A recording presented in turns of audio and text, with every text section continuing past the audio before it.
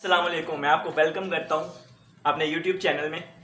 तो आज हम देखेंगे रीसेलर सर्टिफिकेट के बारे में। ये क्यों चाहिए, ये क्यों ज़रूरी है, इसके फ़ायदे क्या हैं।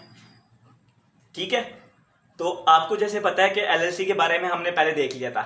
अब हम रीसेलर सर्टिफिकेट के बारे में देखेंगे। अब रीसेलर सर्टिफिकेट क्या होता है और हम इसका दूसरा नाम क्या है, सेल्स टैक्स परमिट। ठीक है, तो ये भी आपने ध्यान रखना है। ठीक है, तो अब मैं आपको इसके बारे में ये बताऊंगा कि ये क्यों ज़रूरी है। अब एग्जांपल से समझें, क्योंकि आपको पता है कि एग्जांपल बहुत ज़रूरी है। एग्जांपल ये समझे कि आप न्यू जर्सी में सेल करते हैं उनके रेजिडेंट को। रेजिडेंट से मुराद यानी आप उधर के रहने वाले लोगों को अमेज़ोन के ज़रिए सेल करते हैं। ठीक है, तो अब क्या करेंगे आप, अब जो चीज़ें होंगी आप उनसे टैक्स लेंगे। समझे कि नहीं।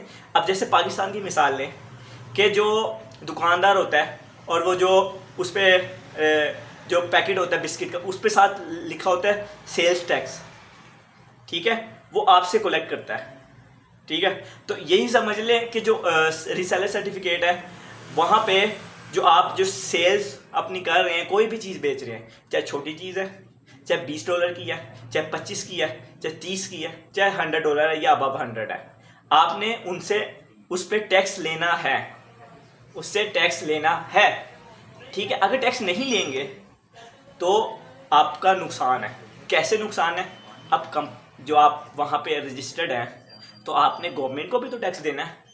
अगर आपने गवर्नमेंट को टैक्स नहीं दिया तो वो आपको टैक्स डिफ़ॉल्ट कर देंगे। टैक्स डिफ़ॉल्ट के बारे में मैं आपको आगे आने वाली वीडियोस में बताऊंगा। अभी सिर्फ आपने इतना समझ लेना है कि जो सेल्स परमिट है या रीसेलर सर्टिफिकेट है वो इसलिए ज़रूरी है कि आप जो रेजिडेंट है उनसे सेल्स कलेक्ट करते हैं, यानी सेल्स पे जो आ रहा है टैक्स वो परचेज़ करते हैं, वो साथ टैक्स लग जाता है। जैसे जनरल सेल्स टैक्स है वो आपको सारा पता है, वो कलेक्ट करते हैं, फिर आप वो गवर्नमेंट को दे देते हैं। यहाँ पे मैं आपको एक फॉर्मूला दूंगा, छोटा सा फॉर्मूला। आपको बताइए कि मेरी आदत है फॉर्मूला वगैरह छोटे छोटे बनाने के लिए कि आपको ईजी रहे। फील आ रही है ना, ईजी रहे। ठीक है, तो जो सेल्स है वो डायरेक्टली प्रोपोर्शनल है टैक्स के। जितनी ज़्यादा सेल्स उतना ज़्यादा सेल्स टैक्स कलेक्ट होगा, उतना ज़्यादा आपको फ़ायदा होगा। ठीक है, और उतना ज़्यादा आप गवर्नमेंट को टैक्स देंगे। आपने अपने पल्ले से नहीं टैक्स देना, ये बात आप निकाल दें, अपने जहन से निकाल दें। अपने पल्ले से टैक्स नहीं देंगे क्योंकि आपने सेल्स पे टैक्स कलेक्ट करना है। ठीक है, आपने अपनी प्रोडक्ट की प्राइस ही ऐसी रखनी है कि उस पर सेल्स टैक्स मिला देना है, रेफर फी मिला देनी है, ईच एंड एवरीथिंग। अगर आप वो कहते हैं कि मुझे वीडियो बना के दिखाओ कि क्या करना है, कैसे करना है, तो वो मैं आपको एक पूरी एक्सेल की शीट बता दूंगा कि ये चीज़ें आपने देखनी है। ठीक है, तो रीसेलर सर्टिफिकेट की आपको समझ लग गई है कि क्यों ज़रूरी है, किस लिए हमें इसकी, ये क्यों चाहिए होता है। इसकी एग्जांपल मैंने आपको समझा दिया। अच्छा, इसमें ये आपने याद रखना है कि आपको जैसे पता है कि टैक्स हर स्टेट का अलग अलग है।